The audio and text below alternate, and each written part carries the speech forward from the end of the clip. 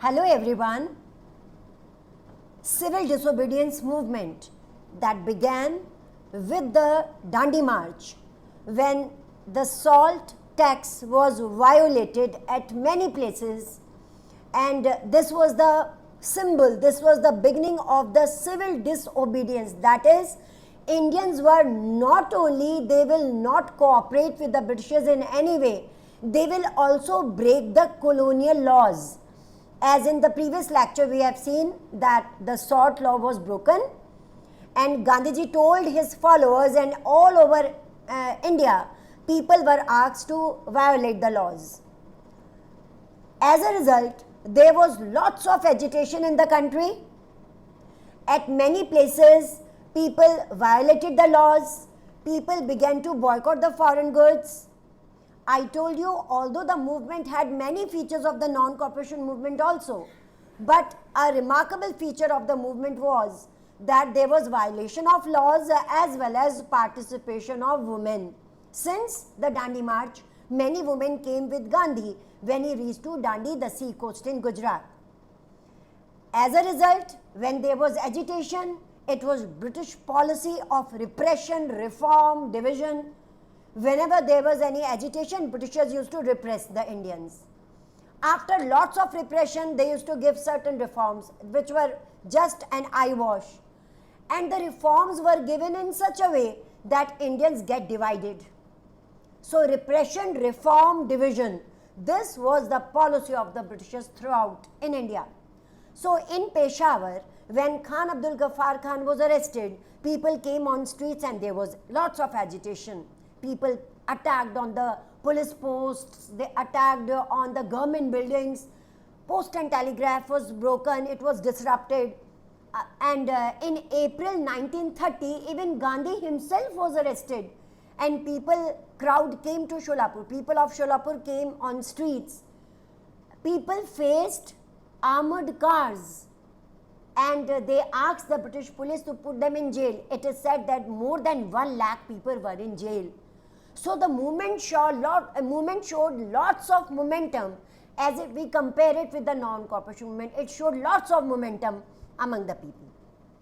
Seeing all this, Khan Abdul Ghaffar Khan, people considered him the disciple of Gandhi, and whatever happened with the Muslim League was formed, Muslims were separated, but Khan Abdul Ghaffar Khan was always with Congress. So these two incidents, and Gandhiji, his name was inspiring one for the people of India. So when all this went on, seeing all this, I told you repression, reform, division, Lord Irwin was sent to India to convince Gandhiji and to have talks with him so as to stop the agitation in India by any means. So it is known as Gandhi-Irwin Pact. In March 1931, Lord Irwin was sent to India, and Lord Irwin had talks with Gandhi to convince him that he must attend the roundtable conferences. Remember, in the previous lectures we have discussed that there was a proposal by Irwin that roundtable conferences will be convened in London to decide the future constitution for India. So first roundtable conference, Indians boycotted. Gandhiji did not attend it because people were busy in India participating in the salt marches, etc. As well as Congress had decided to boycott the first roundtable conference because it was a clear vision among the Indians that when a conference is convened to take some decisions for Indians, why it is convened in London, why not in India? So the first roundtable conference was boycotted. However, before the second roundtable conference, note down the date, December 1931. Second roundtable conference. So before convening the second roundtable conference in March 1931, there was Gandhi-Irwin Pact. Lord Irwin asked Gandhiji to come to London. Gandhiji asked Irwin to release the prisoners, Khan Abdul Ghaffar Khan and others. So this was a pact.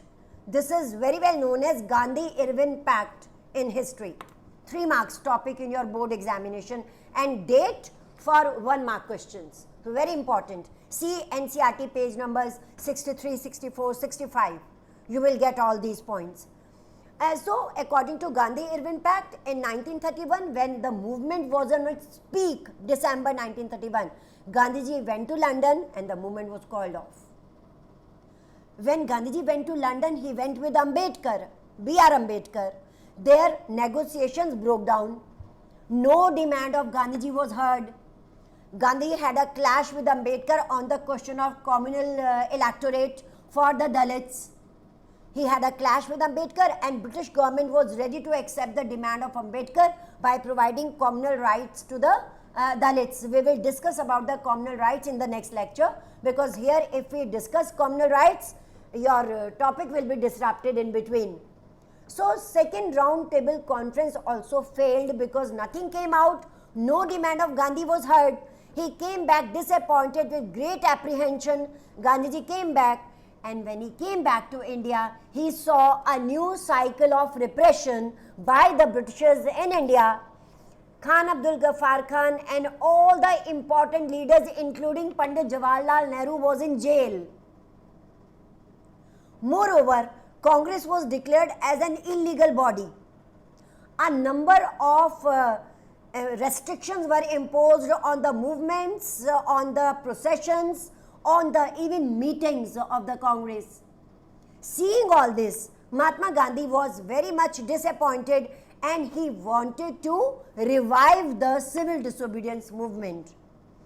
And in fact, we will see in the preceding topics that when second time Gandhiji went to London and people were disappointed that their demands were not fulfilled, and Gandhiji called off the CDM, civil disobedience movement, and went to London. Second time when Gandhiji called the followers, the previous one who were the participants, they were called to revive the movement.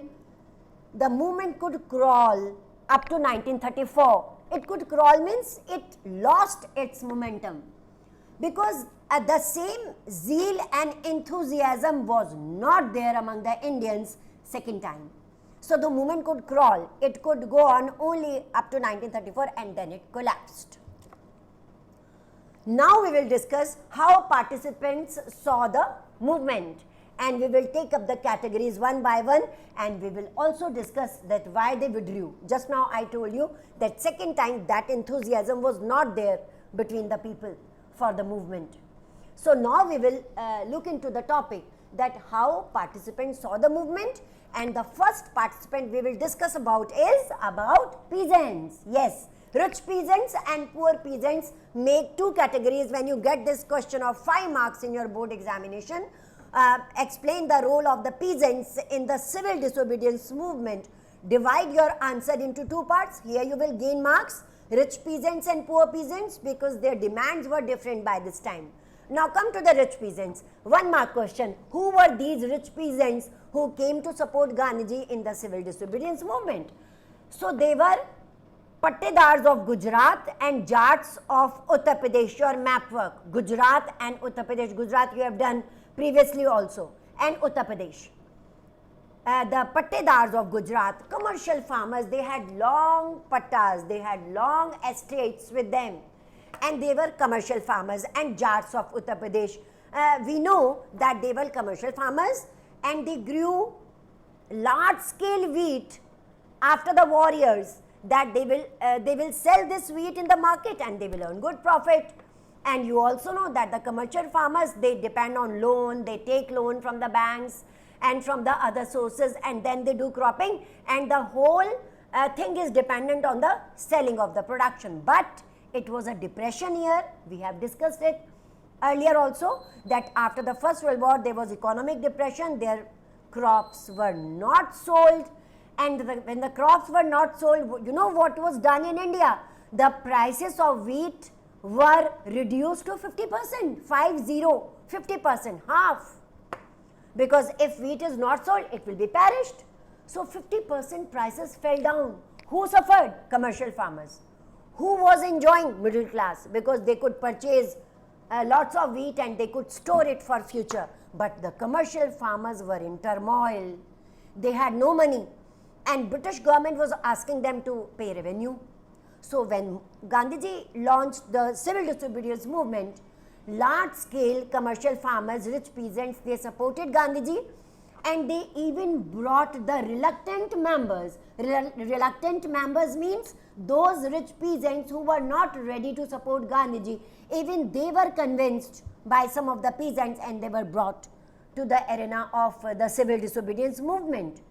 But the peasants were highly disappointed, because without getting their revenue relaxed, without getting their revenue reduced, Mahatma Gandhi went to attend the second roundtable conference. So when Mahatma Gandhi came back and he wanted to revive the movement, they were not with Gandhiji.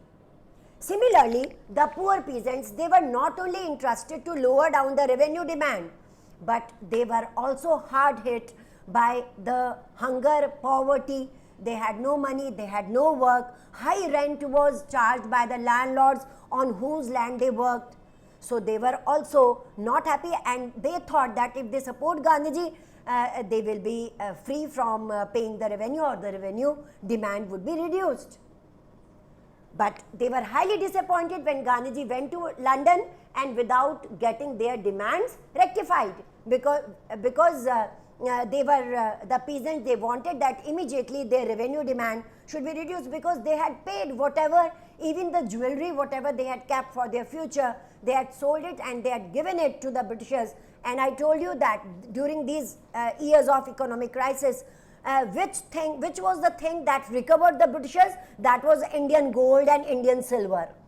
That was the base that proved very fruitful to the Britishers. However, Indians were suffering. So when second time Gandhiji wanted to revive the movement, even these poor peasants were not with him. Moreover, now they were attached with the radical groups that were formed in India after 1925. As a result of the Russian Revolution of 1917, a number of socialist groups were formed in India. Communist Party was formed in 1925, and we all know that the Communist Party, the socialist groups, who are these groups? They support the poor people, particularly the workers and the peasants. So second time peasants were not with Gandhiji, and they had joined a number of radical movements led by the socialists. Tomorrow we will discuss about the industrialists and the businessmen and the workers and the Dalits, that what was their role in the civil disobedience movement. So we will meet again tomorrow with a great energy and enthusiasm. Till then, you prepare your notes, write on your 1-mark questions separately, and it's a goodbye.